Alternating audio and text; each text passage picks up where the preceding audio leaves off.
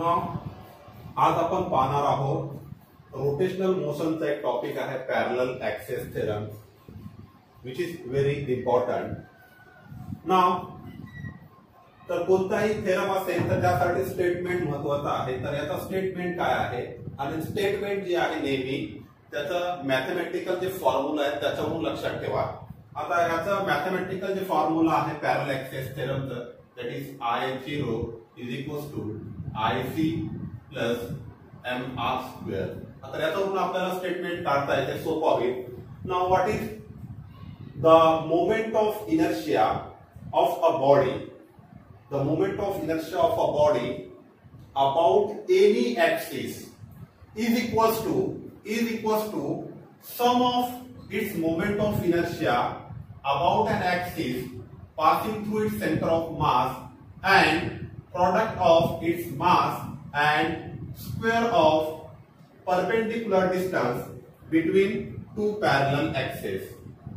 पुन्हा पहा, the moment of inertia of a body about any axis is equals to sum of its moment of inertia about an axis passing through center of mass and product of its mass and square of perpendicular distance between two parallel axes, that is I0 is equals to IC plus MR square. आता proof साठी आपण consider a rigid body is rotating about an axis passing through point O. एक rigid body आहे की जे axis भोवती फिरत आहे आणि ते ऍक्सिस O पासून जे आहे पॉइंट O पासून पास होत आहे। Now let C be the centre of mass of a body, बॉडीचं सेंटर ऑफ मास जे आहे ते C आहे। Now let I0 be the moment of inertia of a body about an axis passing through O. I0 हा बॉडीचा moment of inertia आहे कशाबद्दल, about an axis passing through point O. तसंच IC is the moment of inertia of a body about an axis passing through centre of mass. IC हा बॉडीचा moment of inertia आहे axis बद्दल आणि ते axis जे आहे सेंटर ऑफ मास पासून जे आहे पास होत आहे। त्याच्यानंतर आपण काय कन्सिडर करू, consider a small element of body of mass dm. ही जी बॉडी आहे या बॉडीचं एक स्मॉल एलिमेंट आहे त्याचा मास dm आहे and it is situated at point P. या पॉइंट P वर एक छोटा स्मॉल एलिमेंट बॉडीचा सिच्युएटेड आहे। नाउ आपण त्याच्यानंतर काय केलं, OP ड्रॉ केलेला आहे, OP ला जॉईन केलं। त्याच्यानंतर draw PD perpendicular to OC. हे जे OC आहे एक्स ऍक्सिस म्हणायला किंवा OC जे आहे OC वर आपण एक परपेंडिक्युलर PD ड्रॉ केलेला आहे। ठीक आहे। Now the moment of inertia of a body about an axis passing through point O किती आहे I0 आणि I0 इज इक्वल्स टू आपल्याला कसं लिहिता येईल, I0 इज इक्वल्स टू, आता हा आपला रेफरन्स एलिमेंट आहे हा आणि त्याचा मास आहे dm, तर I0 काय होईल इंटिग्रेशन, आता हा पॉइंट आहे किंवा हा मास आहे, आता या मासचा इथून डिस्टन्स किती आहे, परपेंडिक्युलर डिस्टन्स OP, तर distance square that is OP square आणि mass that is dm. Integrate count केलं आपण कारण आपल्याला पूर्ण बॉडीचं मोमेंट ऑफ इनर्शिया काढायचं आहे about an axis passing through point O. आता हे पूर्ण बॉडी मध्ये जे आहे पूर्ण बॉडी जे स्मॉल एलिमेंट dm ने बनलेली आहे आणि इंटिग्रेट करणे म्हणजे एकत्र करणे। आपण याचा अर्थ काय होते की पूर्ण बॉडीचं जे मास आहे किंवा स्मॉल जे पार्टिकल जे आहे त्याचा मास प्रत्येकाचा dm त्याला आपण एकत्र केलं तर हा पूर्ण बॉडी फॉर्म होणार। तर त्यासाठी आपल्याला पूर्ण बॉडीचा मोमेंट ऑफ इनर्शिया काढायचा असेल तर इंटिग्रेट करावं लागते, दॅट इज I0, हा I0। आता ऍक्सिस पासून हा पॉइंट P चा परपेंडिक्युलर डिस्टन्स काय होईल, दॅट इज dm चा परपेंडिक्युलर डिस्टन्स OP आणि मोमेंट ऑफ इनर्शिया कसा काढतो आपण, that is I is equals to MR square.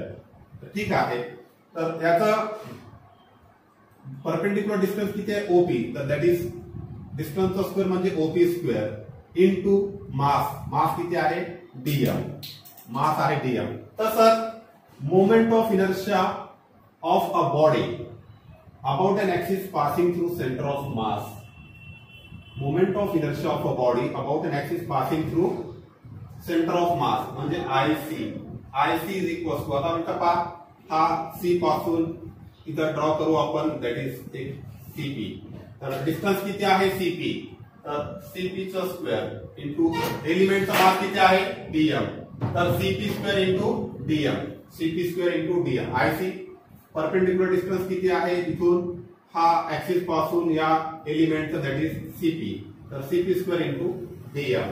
त्याच्यानंतर आपल्याला एक ट्रायंगल, हा मोठा जे ट्रायंगल आहे OPD मध्ये बाय पायथागोरस थेरम, तर this will be your hypotenuse, that is OP square is equals to OD square plus OP square is equals to OD square plus PD square. Now OP square is equals to, आता OD म्हणजे काय, हा total आहे OD, तर OD म्हणजे काय OC plus CD, तर OC plus CD bracket square plus PD चा स्क्वेअर.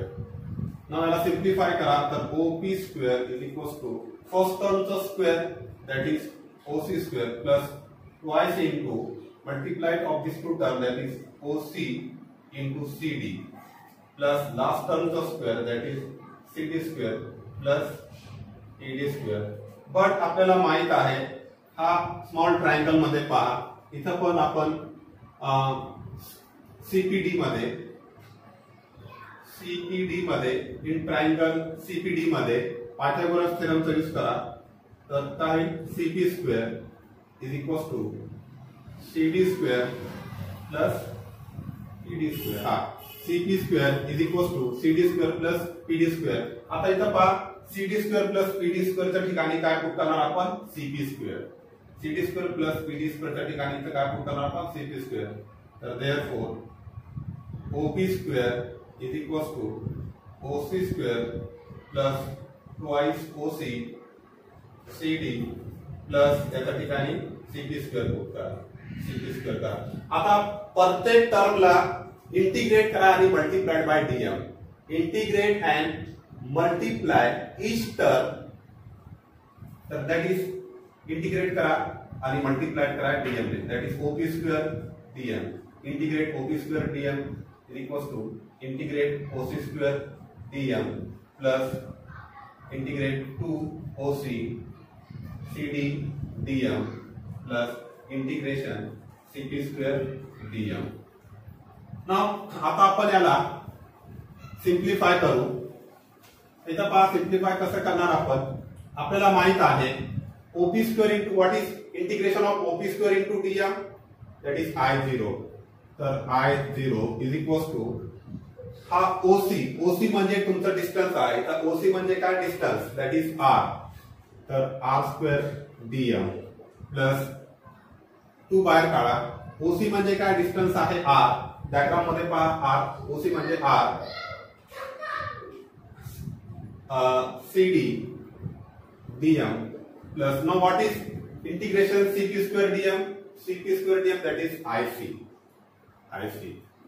तर I0 is equals to R square बाहेर काढा इंटिग्रेशन मध्ये dm प्लस याचं इंटिग्रेशन CD हा R बाहेर काढा आणि CD dm याचं इंटिग्रेशन 0 येईल, कारण the sum of moments of all the particle about center of mass, sum of moments of all the particle about center of mass is 0. तर हा किती टर्म येईल 0 प्लस IC. असं लिहू शकतो आपण I0 इज इक्वल्स टू हा IC आधी लिहा plus R square. Now integration dm म्हणजे किती, हा m, कारण पूर्ण dm ला आपण एकत्र केलं तर हा बॉडीचा मास फॉर्म होईल, that is m. Therefore I0 is equals to IC plus mr square. This is the proof of the parallel axis, that is the moment of inertia of a body about any axis is equals to sum of its moment of inertia about an axis passing through its center of mass and product of mass and square of perpendicular distance between two parallel axes. Okay.